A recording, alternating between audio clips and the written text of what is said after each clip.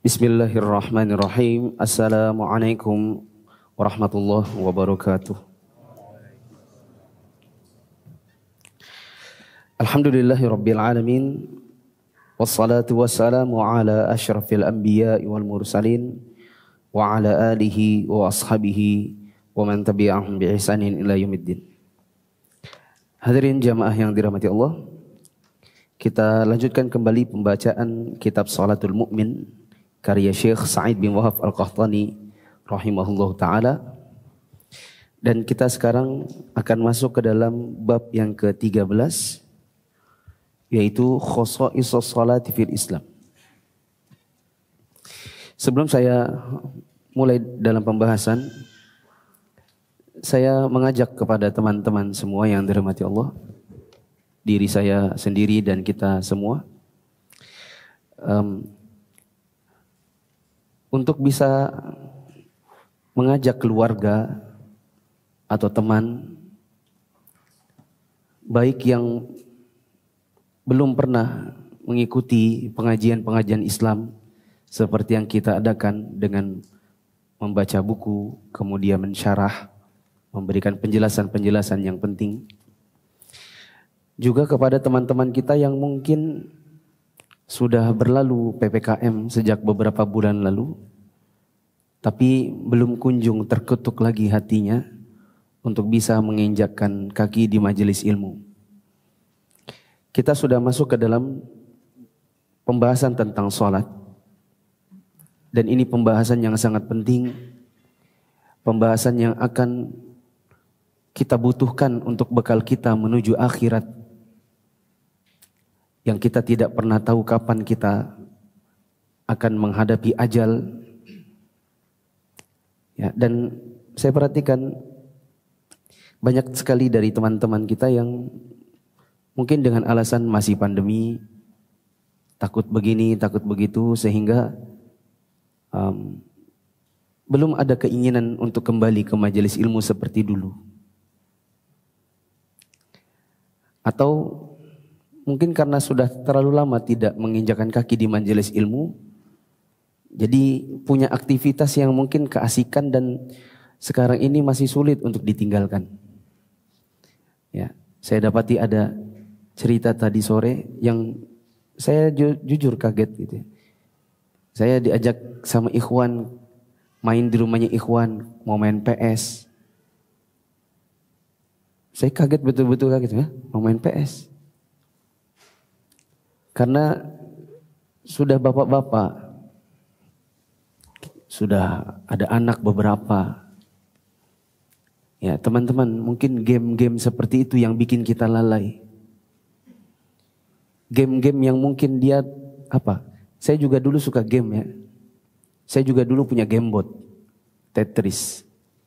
Ya, punya Nintendo juga. Ada level-level yang challenging gitu.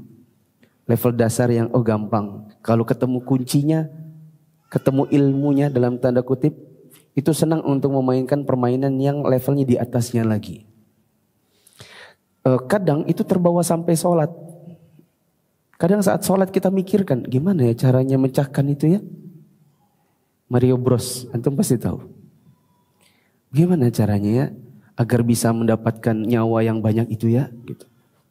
Bapak-bapak yang tidak pernah main Bros pasti tidak tahu yang saya maksud. Tapi itu kadang terbawa saat sholat, saat kita mandi. Ya.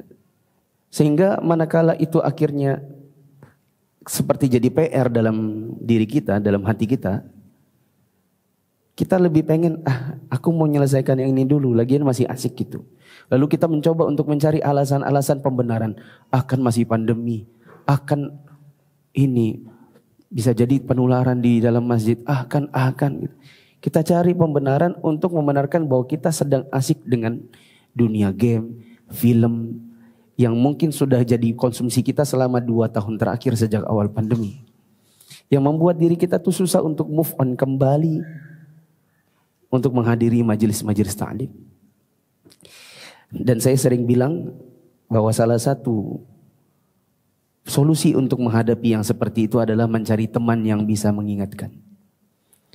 Nah, kalau dari kita punya teman-teman yang demikian, Saya mengajak diri saya dan teman-teman semua, yuk kita ajak mereka kembali untuk menghadiri majelis taklim. Tidak mesti di sini.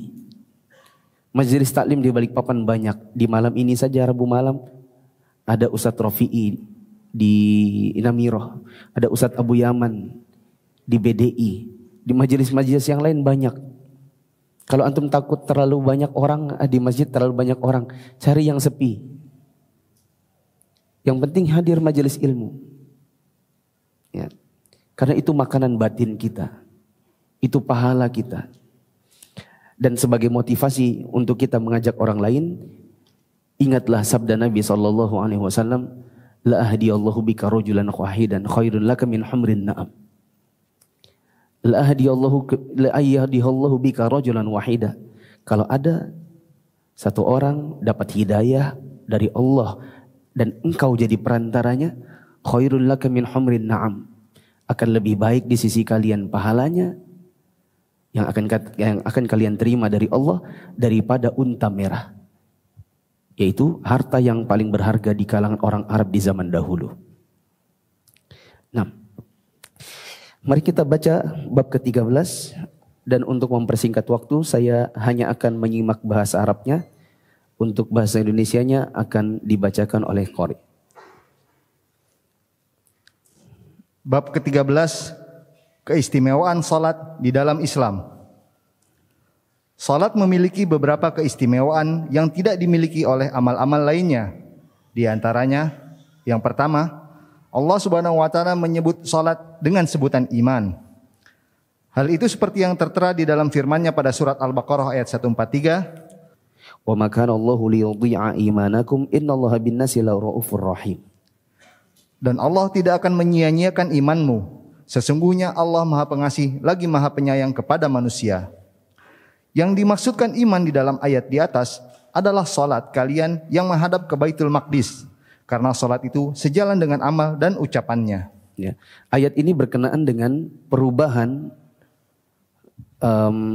kiblat. Ini ada di rangkaian di surat Al-Baqarah, ya, yang berkenaan dengan arah kiblat. Ala-kulli hal, apapun yang menjadi latar belakang turunnya ayat ini, yang jelas di dalam ayat ini Allah mengatakan, "Wa ma kana Allahu liyudhi'a imanakum." Allah tidak akan menyia-nyiakan iman kalian. Yang dimaksud dengan iman di sini adalah salat. Ya, dan ini menunjukkan bahwa Allah meletakkan salat itu sebagai salah satu amalan yang sangat penting dan paling utama, ya, sebagaimana disebutkan dalam ayat ini.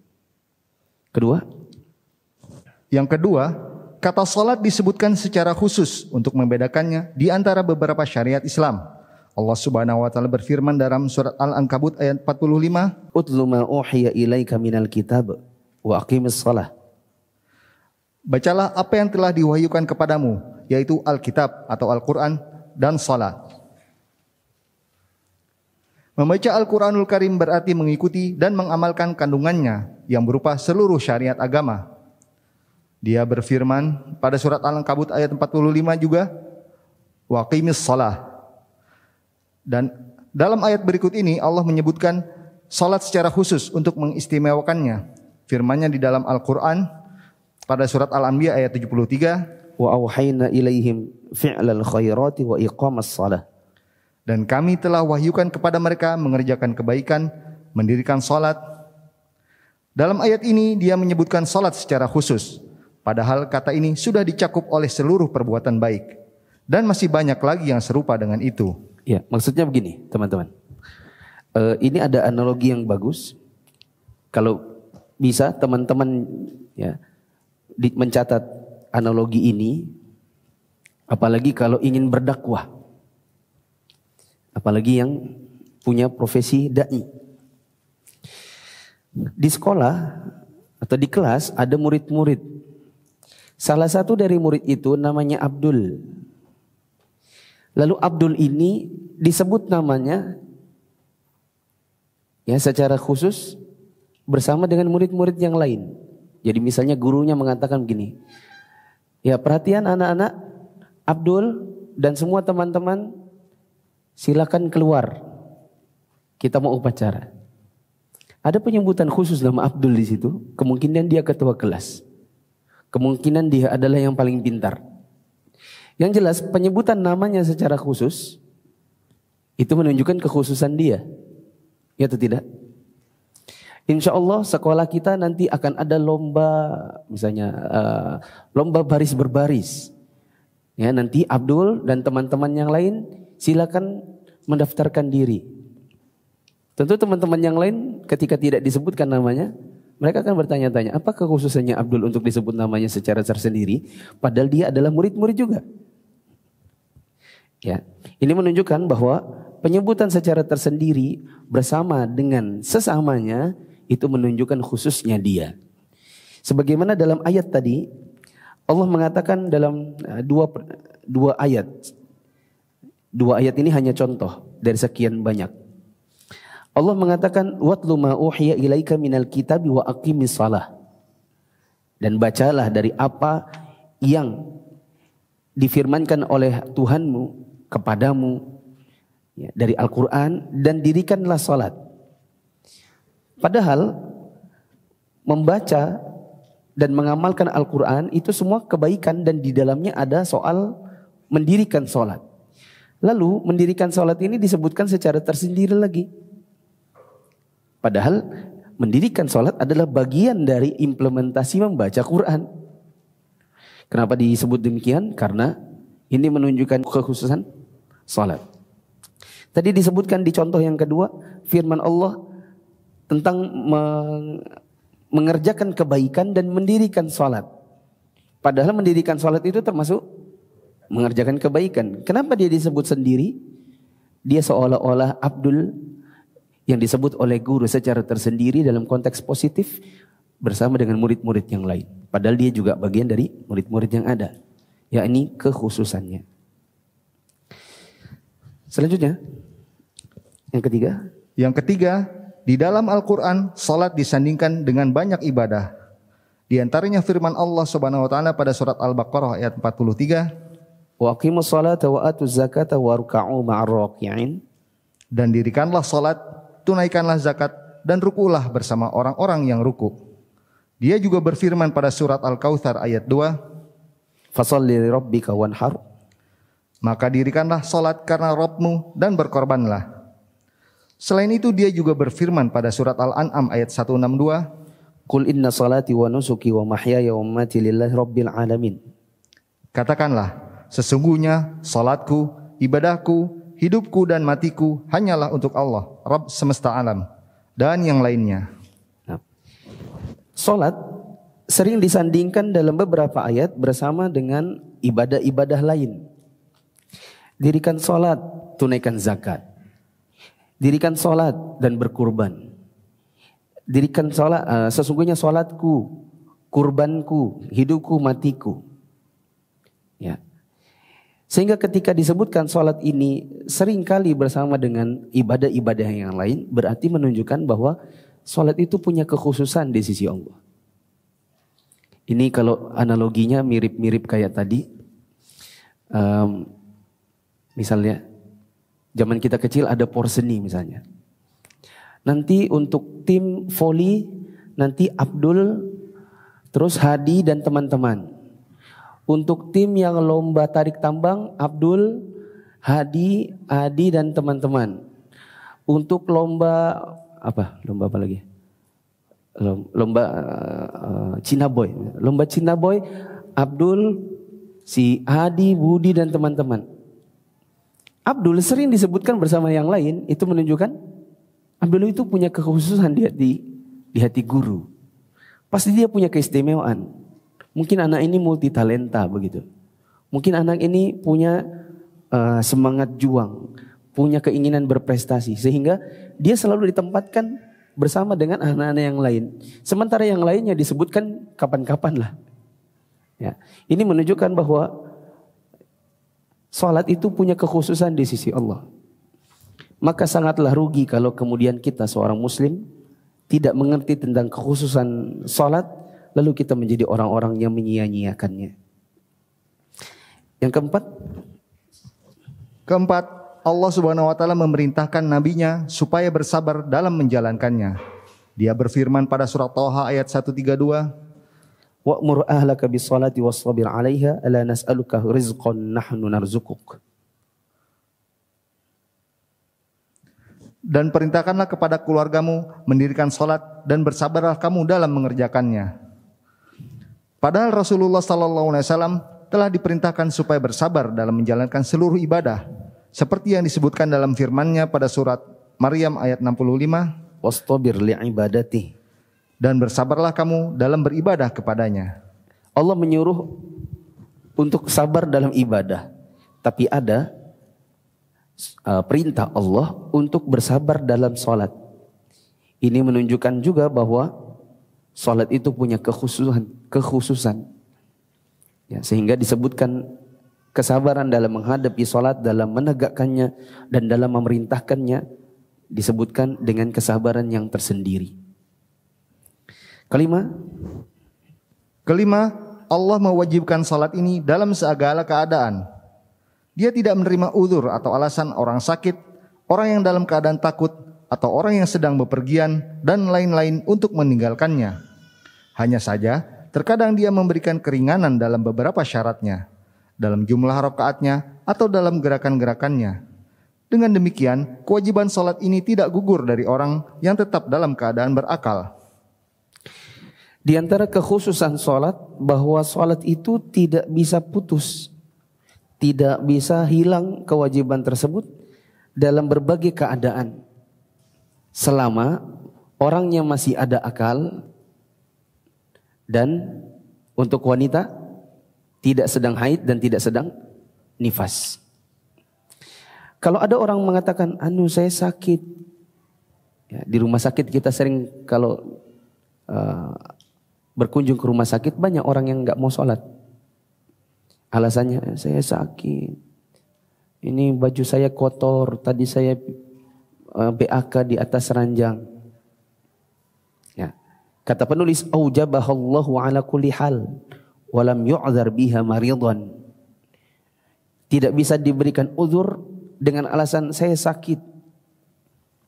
Sampai-sampai kalau ada orang tidak bisa menggerakkan seluruh tubuhnya dan yang bisa hanya sekedar kedipan matanya, maka sholatlah dengan menggunakan kedipan mata.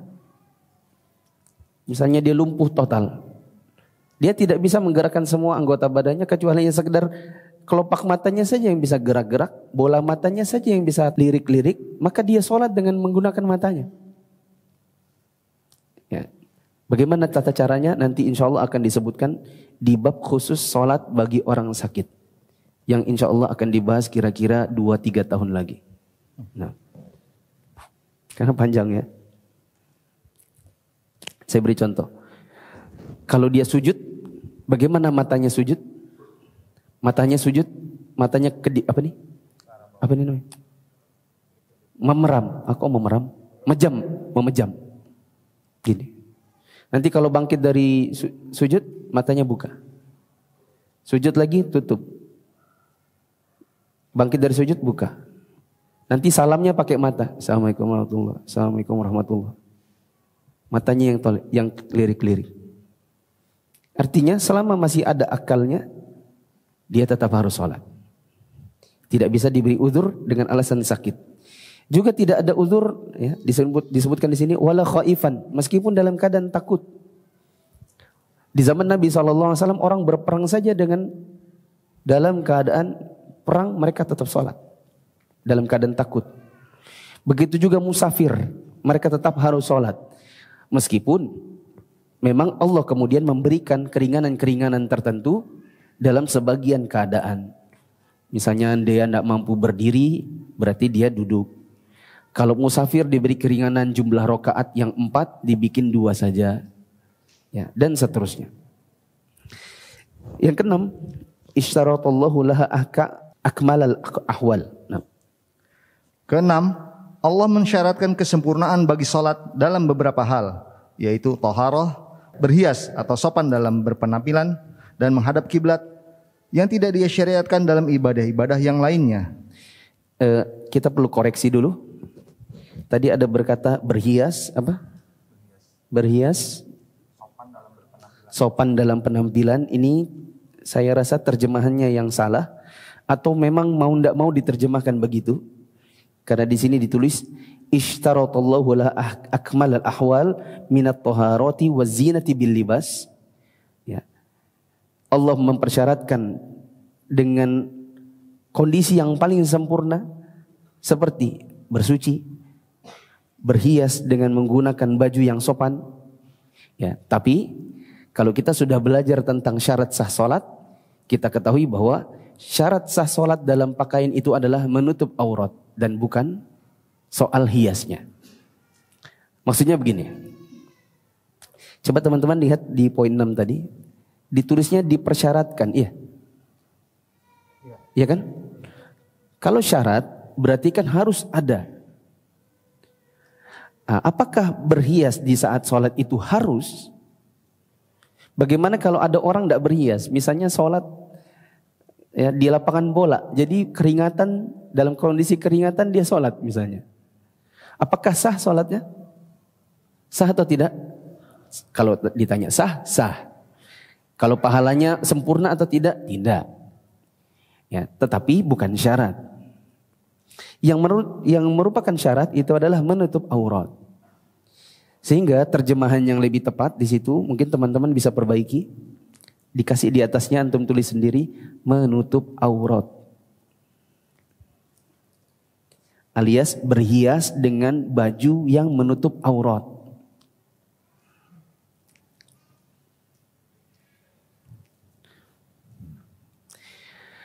Nanti ketika kita bicara tentang syarat sah salat nanti kita akan dapati penjelasannya.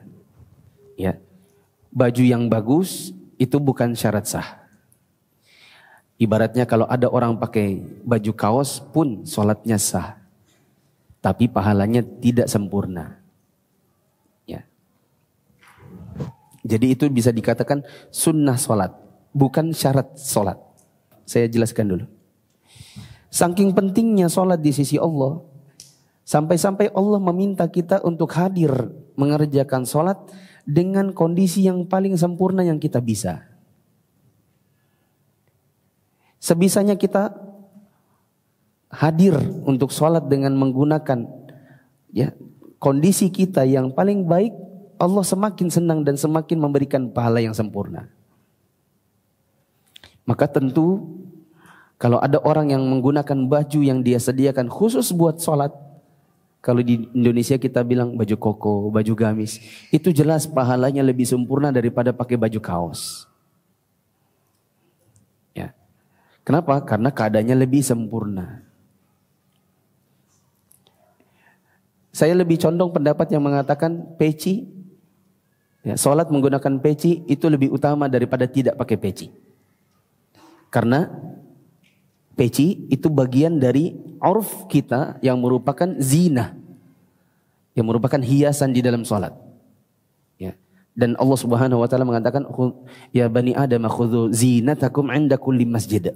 Wahai anak Adam, ambillah perhiasan kalian setiap kali hendak salat. Perhiasan di sini ada dua. Perhiasan maksudnya adalah baju yang menutup aurat, dan yang kedua adalah perhiasan yakni baju yang indah.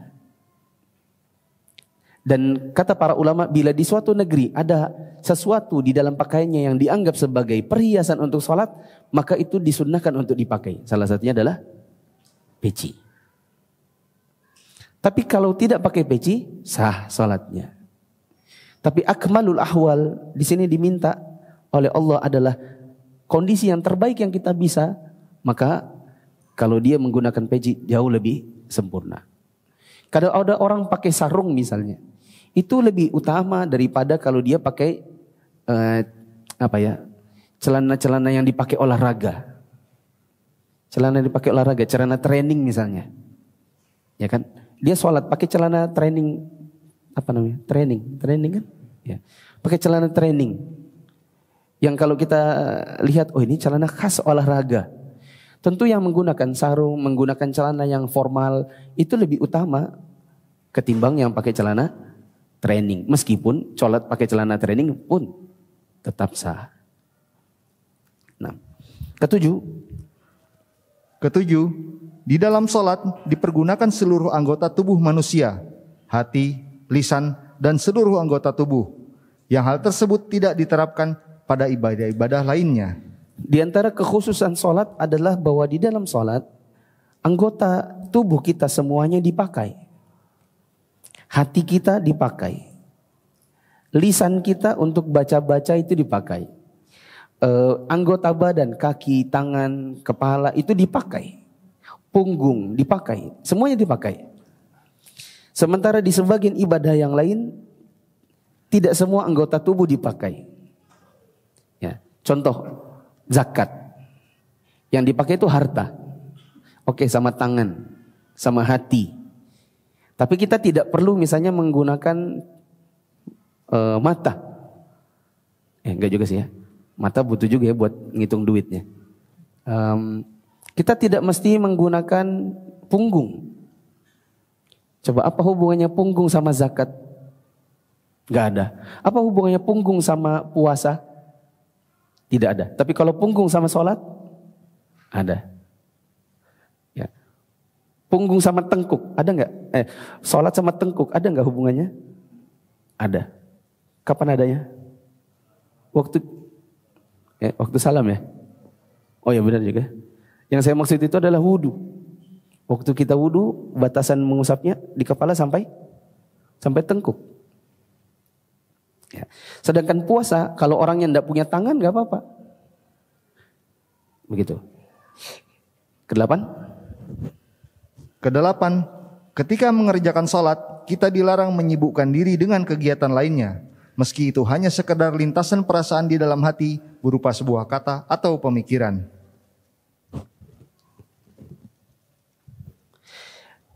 Saking khususnya sholat, kita diminta oleh Allah untuk mengerjakan sholat dengan kehadiran fikiran, kehadiran hati, dan kita dilarang untuk menyibukkan diri dengan yang lain. Tadi saya berikan analogi waktu di pengantar kajian ini, ya, kita kadang mungkin saking cintanya sama games, kita sholat itu yang kita pikirin games.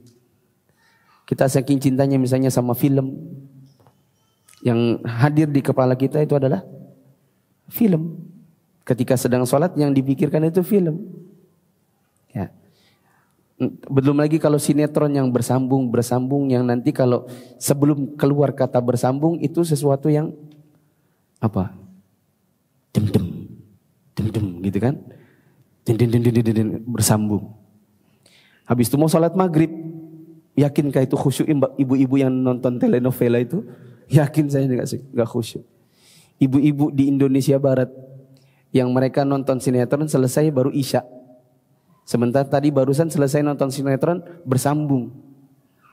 Ya, saya yakin itu di kepalanya adalah minggu depan itu apa ya akan terjadi. Ya, dan kita dilarang sholat demikian. Kesembilan,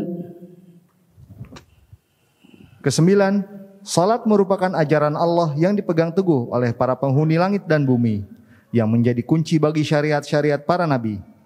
Tidak seorang nabi pun diutus, melainkan disyariatkan kepadanya ibadah salat. Ya.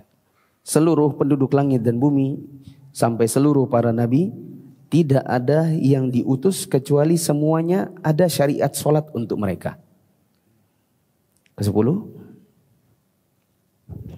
Kesepuluh, salat dikaitkan dengan pembenaran, yaitu melalui firman Allah Subhanahu wa taala pada surat Al-Qiyamah ayat 32, fala saddaqa wala shalla walakin kadzdzaba wa tawalla. Dan dia tidak mau membenarkan Rasul dan Al-Qur'an dan tidak mau mengerjakan salat, tetapi dia mendustakan Rasul dan berpaling dari kebenaran. Keistimewaan salat itu cukup banyak yang tidak dapat dianalogikan dengan ibadah-ibadah lainnya. Nah, selanjutnya bahasan ke-14, hukmu tarikis shalah. Bab 14 tentang hukum meninggalkan salat. Teman-teman yang dirahmati Allah, di antara bab yang sangat penting untuk kita ketahui adalah hukum tentang tarikus shalah. Tentang orang yang meninggalkan salat. Teman-teman yang ikut Mufid Islamic Academy kemarin di level 6 pasti dengar saya berkata begini. Saking pentingnya kita mengetahui hukum mengenai hukum orang yang meninggalkan sholat, ya, seorang penuntut ilmu tidak boleh tidak, saking pentingnya dia tidak boleh tidak tidak boleh tidak harus belajar tentang hukum ini. Apa sebabnya? Apa sebabnya? Santri Mia di level 6 angkatan 1. Kenapa kita perlu belajar hukum tentang orang yang meninggalkan sholat?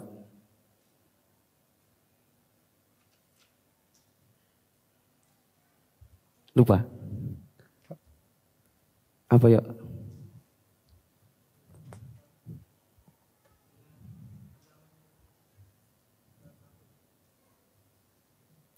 Selanjutnya, betul, dapat clue-nya. Terus? Terus? Bukan. Nanti ini berkenaan dengan orang itu yang meninggalkan sholat, dia kafir atau tidak. Selanjutnya apa? Waktu itu saya bilang, ada masih ingat? Saya bilang begini, seorang penuntut ilmu, apalagi yang berprofesi sebagai da'iyah, ustadz, ustazah, muallim, muallimah, guru-guru di sekolah, dia harus belajar tentang hukum orang yang meninggalkan sholat. Karena ketika Anda belajar tentang hukum orang yang meninggalkan sholat, Anda akan tahu tentang statusnya. Apakah dia masih muslim? Ataukah dia kafir? Dan kalau dia kafir, itu nanti ada hubungannya dengan, pertama, rumah tangganya. Kalau ada perempuan menikah dengan laki-laki yang tidak pernah sholat sama sekali, bagaimana hubungan badannya dengan suaminya? Apakah anak yang dihasilkan nanti, apakah anak yang dihasilkan dari hubungan badan dengan orang kafir? Kafir karena tidak mengerjakan sholat sama sekali atau tidak? Berkenaan dengan waris mewarisi. Berkenaan dengan al-wilayah fin nikah.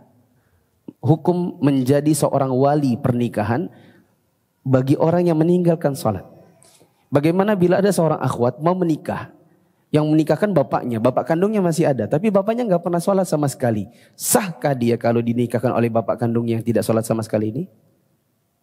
Ya. Jadi hukum bagi orang yang meninggalkan sholat itu ada turunan-turunan setelahnya. Berkenaan dengan pernikahan, berkenaan dengan rumah tangga, berkenaan dengan waris mewarisi dan seterusnya. Silakan dibaca. Meninggalkan sholat wajib itu adalah kufur. Oleh karena itulah, barang siapa meninggalkan sholat dengan mengingkari hukum wajibnya, menurut kesepakatan ijma' para ulama, dia telah masuk dalam kategori kufur besar, meski terkadang dia juga mengerjakannya. Adapun orang yang meninggalkan sholat secara total, sedang dia meyakini hukum wajibnya dan tidak mengingkarinya, dia juga kufur. Yang benar dari pendapat para ulama adalah bahwa kufurnya itu adalah kufur besar yang menyebabkan pelakunya keluar dari Islam. Hal itu didasarkan pada dalil yang cukup banyak, diantaranya. Ya. Hukum orang yang meninggalkan sholat. Orang yang meninggalkan sholat karena menentang kewajibannya, maka dia kafir tanpa ada perselisihan ulama. Meskipun dia sholat. Kayaknya kita sudah catat ini kira-kira 2 minggu lalu. Atau minggu lalu bahkan. Minggu lalu sepertinya. Ya. Saya sudah sempat suruh catat minggu lalu. Orang yang meninggalkan sholat karena menentang kewajibannya, maka dia kafir, keluar dari Islam, dan tidak ada ikhtilaf ulama. Meskipun dia sholat. Contoh, ada orang mengatakan begini, kalau bagiku sholat itu enggak wajib. Tapi dia sholat. Ketika ditanya, kenapa kamu sholat? Ya enggak apa-apa, pengen aja. Tapi bagiku sholat itu enggak wajib. Maka orang ini keluar dari Islam tanpa ada perselisihan ulama sama sekali. Yang ada perselisihan ulama itu adalah orang yang tidak sholat, dia yakin sholat itu wajib tapi dia malas. Orang ini kafir atau tidak? Ini ada perbedaan pendapat. Ya. Maka disebutkan di sini, Faman tarakaha jahidan liwujubiha kafara kufran akbar bijma'i ahli ilmi. Maka orang yang meninggalkan salat karena mengingkari kewajibannya, maka dia kafir dengan kafir besar dengan ijma' para ahli ilmu. Walau shalla, meskipun dia juga salat. Adapun orang yang meninggalkan salat secara keseluruhan, tapi dia meyakini salat itu wajib, dia tidak menentang kewajibannya, tapi dia enggak mau mengerjakannya, kata beliau di sini, fa innahu yakfur. Orang ini juga kafir. Wasahihu min aqwali ahli ilmi anna kufrahu akbar. Dan pendapat yang lebih kuat di antara pendapat para ahli ilmu adalah bahwasanya kekufurannya adalah kufur besar. Yukhrijuhu minal Islam, yang mengeluarkan dia dari Islam. Bisa dipahami? Maka kalau kita punya keluarga, kau tidak mau sholat, kewajiban kita adalah menasihatinya. Kewajiban kita bukan menstempeli dia ya. Kamu nggak pernah sholat ya? Iya, kafir kamu. Ini apa namanya? Menstempel. Apa yang harus dilakukan? Nasihati. Bilang begini. Saya mendengar pengajian di hari Rabu di bandara. Ini bukunya, kasih lihat dia. Ini bukunya, disebutkan orang yang meninggalkan sholat secara keseluruhan, meskipun meyakini sholat itu wajib dan tidak menentangnya, tapi dia nggak mau mengerjakannya, dia kafir. Nah, saya cuma khawatir nanti kalau kamu jatuh ke dalam kekafiran, kamu harus taubat, karena nanti ada hubungannya dengan kalau kamu meninggal, kamu punya anak, hartamu nggak diwariskan ke anakmu, karena orang kafir tidak mewarisi dengan orang muslim. Kalau kamu punya anak perempuan, kamu nggak mau sholat, anak perempuanmu mau nikah, maka itu yang nikahkan bukan kamu, karena kamu jatuh ke dalam kekafiran.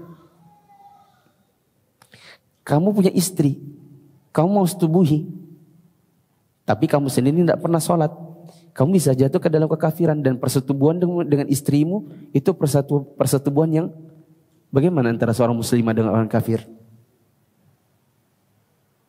Begitu.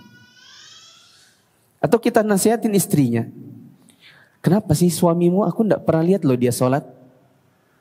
Kalau kita acara keluarga, kita pergi sholat, keluarga semua ke masjid, suamimu itu sendirian aja, duduk dia. Terus si perempuan ini, misalnya adik kita, dia bilang, kak, sudah lama dia itu tidak pernah sholat. Ya. Kakak bisa nasihati, aku tidak bisa nasihati, aku tidak enak.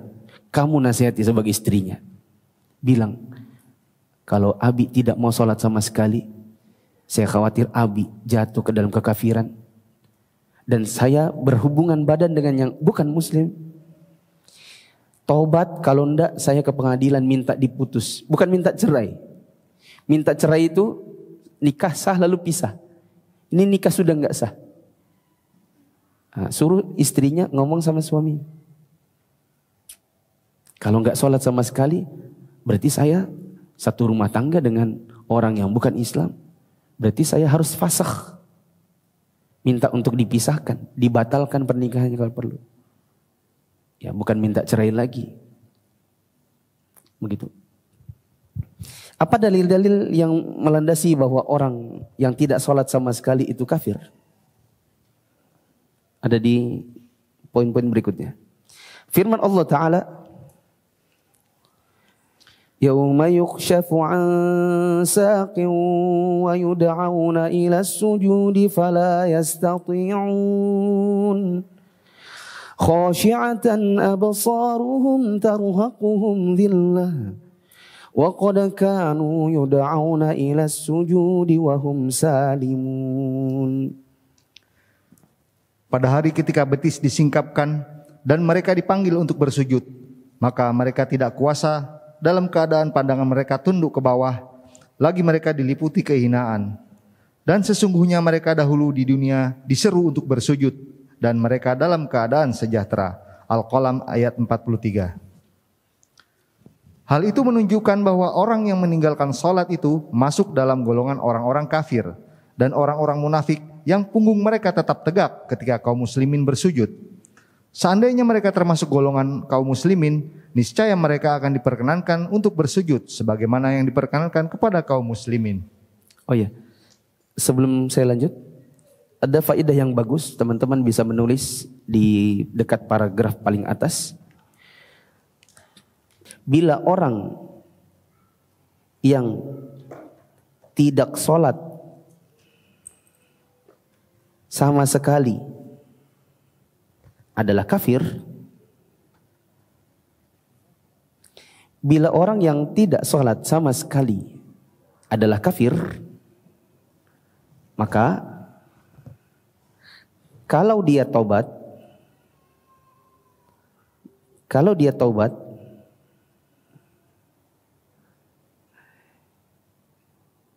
tidak ada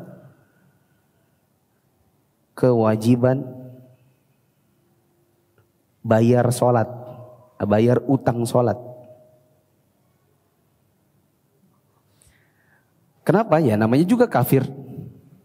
Kalau ada orang masuk Islam, ya, ada orang Nasrani masuk Islam, apakah kita bilang gini, berapa Pak umurnya Pak? Saya udah 40. Bapak dulu pertama kali mimpi basah tahun berapa? 10 tahun. Berarti Pak 30 tahun dikali 365 hari kali 5 waktu Bapak bayar semua. Insya Allah dia gak jadi masuk Islam. Enggak jadi, sudah berat betul masuk Islam. Iya kan? Karena berat ya. Nah karena dia kafir, makanya sudah dia masuk Islam. Alhamdulillah mulai hari ini dia sholat kan gitu. Para sahabat Nabi dulu ketika mereka masuk Islam, Nabi tidak menyuruh mereka untuk membayar sholat-sholat yang sudah mereka tinggalkan.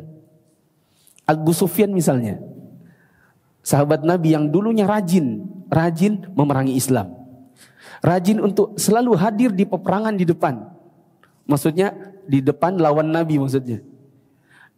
Dan baru masuk Islam di Fathu Mekah. Nabi SAW tidak suruh dia, oh Abu Sufyan, karena kamu sudah lama memerangi kami, jadi kamu ya mulai dari tahun 2 Hijriah sampai tahun 8, 6 tahun ya, 6 tahun kali 365 hari, dikali 5 waktu kamu bayar semua sholatmu. Insya Allah Abu Sufyan gak dia masuk Islam. Begitu.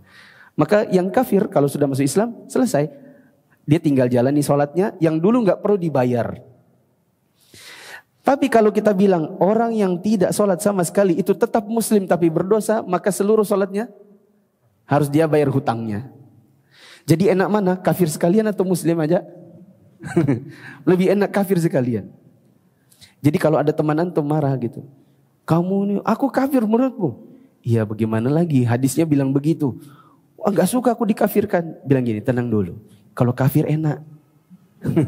Nggak ada hutang sholat.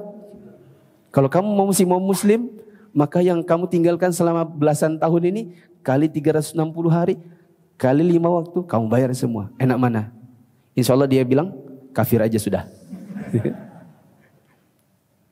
Ini faedah saya dapati dari kajian Syekh Sa'ad Asy'ashari, kira-kira di tahun 2013 yang lalu. Ya, beliau bilang seperti itu. Orang yang dikafirkan karena tidak sholat sama sekali, itu akan lebih ringan baginya daripada dia dianggap muslim. Nah, kita balik sini. Yang kedua, dalil tentang orang yang meninggalkan sholat secara total adalah kafir. Di surat Al-Muddathir, firman Allah Ta'ala, kullu nafsin bima kasabat rahinah illa ashabal yamin fi jannati yatasaalun anil mujrimina ma salakakum fi saqar qalu lam naku minal musallin walam naku nut'imul miskin wa kunna nakhudu ma'al khaidin wa kunna nukadzibu biyaumiddin. Tiap-tiap diri bertanggung jawab atas apa yang telah diperbuatnya. Kecuali golongan kanan berada di dalam surga, mereka tanya-menanya tentang keadaan orang-orang yang berdosa. Apakah yang memasukkan kamu ke dalam sakor atau neraka? Mereka menjawab, kami dahulu tidak termasuk orang-orang yang mengerjakan salat. Ini dikasih stabilo. Di highlight. Kalimat yang bagian mana? Firman Allah. Ditanya kepada orang-orang yang dimasukkan ke dalam neraka sakor. Kenapa kok kalian dimasukkan ke dalam neraka sakor? Mereka mengatakan, lam nakum minal musallin. Dulu kami tak sholat. Terus? Dan kami tidak pula memberi makan orang miskin. Dan kami tidak membicarakan yang batil bersama orang-orang yang membicarakannya. Dan kami mendustakan hari pembalasan. Dengan demikian orang yang meninggalkan salat termasuk orang-orang yang berbuat dosa dan akan masuk ke dalam neraka sakor. Allah Subhanahu wa taala sendiri juga telah berfirman pada surat Al-Qamar ayat 48, Innal mujrimina fi dhalali wa su'ur yauma yuhsabuna fin nari ala wujuhim dzuqu massa saqar. Sesungguhnya orang-orang yang berdosa berada dalam kesesatan di dunia dan dalam neraka. Ingatlah pada hari mereka diseret ke neraka atas muka mereka. Dikatakan kepada mereka, rasakanlah sentuhan api neraka. Nah, lanjut. Yang ketiga. Ketiga, Allah Subhanahu wa taala berfirman, Fa in tabu wa aqamu sholata wa atu zakata fa ikhwanukum fid din wa nufassilul ayati liqaumin ya'lamun. Jika mereka bertaubat, mendirikan salat dan menunaikan zakat, maka mereka itu adalah saudara-saudaramu seagama. Dan kami menjelaskan ayat-ayat itu bagi kaum yang mengetahui. At-Taubah ayat 11. Jadi Allah mensyaratkan persaudaraan mereka dengan orang-orang mukmin dengan pelaksanaan salat. Ada firman Allah, fa ikhwanukum fid din, maka mereka adalah orang-orang yang merupakan saudara kalian dalam agama. Itu adalah pada posisi setelah Allah mengatakan jika mereka taubat wa aqamus shalah dan mendirikan salat. Jadi persaudaraan kita dengan seseorang di dalam agama salah satu pengikatnya adalah salat. Keempat adalah hadis Jabir radhiyallahu anhu, dia berkata bahwa dia mendengar Rasulullah sallallahu alaihi wasallam bersabda, "Bainar rajuli wa baina syirki wal kufri tarkus shalah." Pemisah antara seorang dengan syirik dan kekufuran adalah perbuatan meninggalkan salat. Yang kelima adalah riwayat dari Abdullah bin Buraidah dari bapaknya bahwasanya Rasulullah sallallahu alaihi wasallam bersabda, "Al-ahdul ladzi bainana wa bainahum as-shalah, faman tarakaha faqad kafar." Pembeda atau pemisah antara kita dengan mereka adalah salat. Oleh karena itu, barang siapa meninggalkannya berarti dia telah kufur.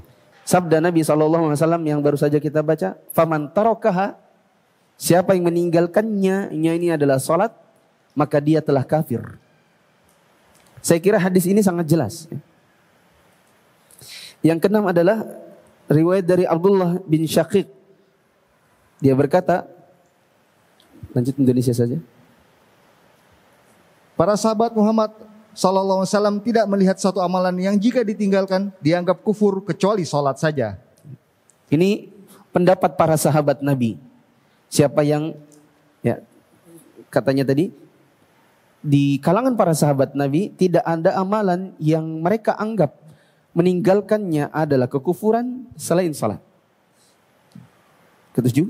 Ketujuh, tidak sedikit ulama yang menyitir atau mengutip ijma para sahabat tentang kafirnya orang yang meninggalkan salat. Kedelapan, Ibnu Taimiyah menyebutkan bahwa orang yang meninggalkan salat itu dinilai telah kafir besar karena 10 alasan. Ya, dan penulis menjadikan 10 alasan itu sebagai alasan ke-8. Jadi 8 ini kalau dirinci ada 10 lagi. Ya, dalil atau landasan bahwa orang yang meninggalkan salat adalah orang yang kufur akbar. Kesembilan, Imam Ibnul Qayyim rahimahullah menyebutkan lebih dahulu 22 dalil yang mengkafirkan orang yang meninggalkan salat dengan kufur besar. Kata Imam Ibnul Qayyim ada 22 dalil bahwa orang yang meninggalkan salat itu adalah kufur dengan kufur akbar. Wasawabul ladzi la syakka fih anna tarikas salati mutlaqan kafirun li hadhil adillati as-sahihah. Dan pendapat yang kuat bahwasanya tidak ada keraguan orang yang meninggalkan salat secara mutlak, dia adalah kafir berdasarkan dalil-dalil yang sangat tegas ini. Ke-10.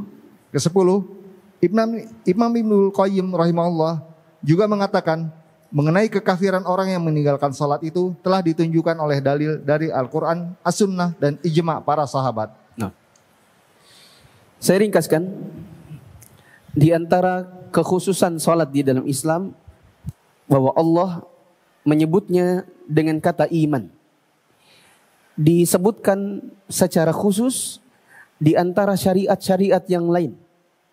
Saya tadi memberi analogi menyebutkan satu nama murid di antara murid-murid yang lain yang hanya disebutkan general saja.